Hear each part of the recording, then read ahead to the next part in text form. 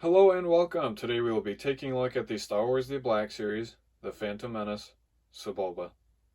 I've had this guy new in box for a while now, but with Hasbro's recent Alien reveals, I thought now would be a good time to open him up. So let's open him up.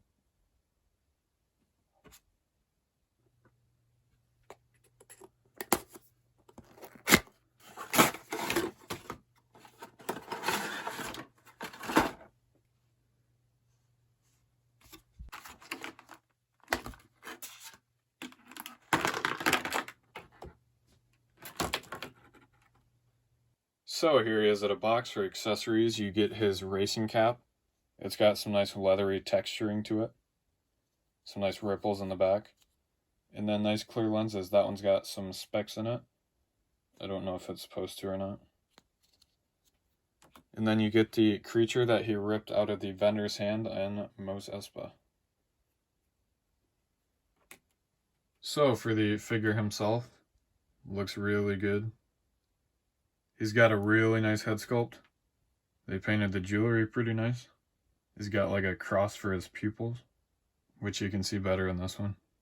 He's got his chainmail underwear, and he's even got the turkey neck. You can tell they put a lot into the printing and into the sculpt, as it is 100% new sculpting. They did stick all the logos directly on his ass.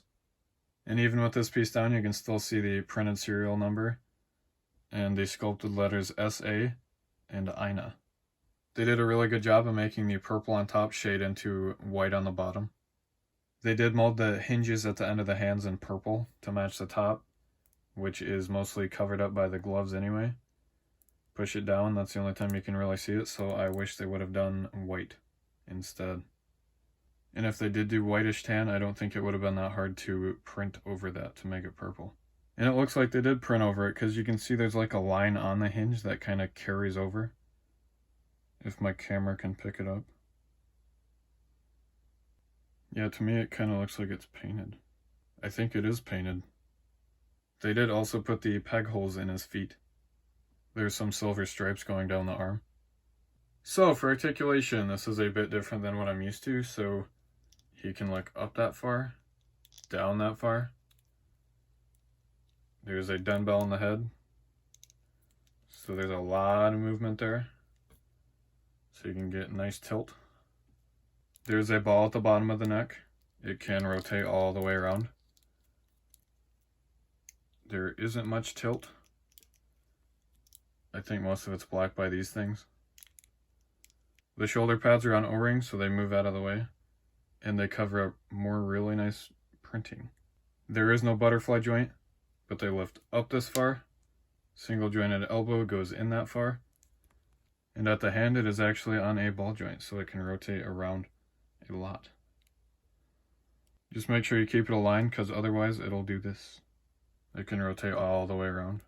The torso area is pretty tight, but there is a ball, so it can go back that far, forward that far. Little bit of tilt, and it can swivel. These are his arms, so I guess technically these are actually his legs. So his arms can go out that far. They're on a pretty tight ball. They can spin all the way around. Single joint at the first elbow, so that goes in that far, out that far. Single joint at the second elbow, so that goes in that far. And they can both rotate. Then at the actual hand, there's the hinge that I talked about earlier. Hand can go in that far, back that far. It's definitely limited by the back of the glove. And then nice swivel all the way around. So to put the cap on, you got to make sure the ears line up with those pockets. Try to squeeze it, get it over both of them. Push it down, and voila. Fits nice and snug. I recommend trying to make sure the back of it presses down on the neck. And the eyes line up pretty good. And stick the little creature right in his hand. And he actually can stand straight up with his feet reaching out like he does in the movie. You just gotta barely bend the elbow back / knee, whatever the hell it is.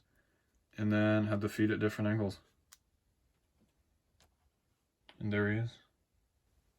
So here he is next to Anakin and Padme, SHF Qui-Gon and Jar Jar, and the B1 Battle Droid and Clone Wars Darth Maul, since the Phantom Menace one is still new in box.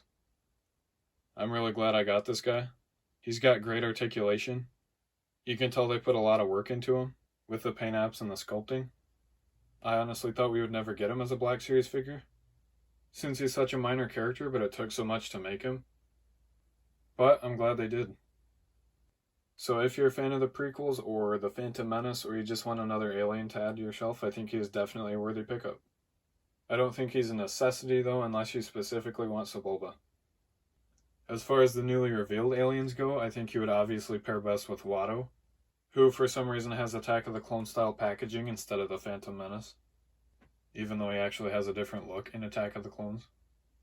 And speaking of Attack of the Clones, I did just get Jango Fett delivered a couple days ago, which I do mention in the video I will be posting after this one, since it's already filmed and edited. And let me know if you would like to see a review on the SHF Qui-Gon, or one on the Phantom Menace 3-pack, which has the Maul I was talking about earlier. So, as always, thank you for watching, happy hunting, and I'll see you in the next video.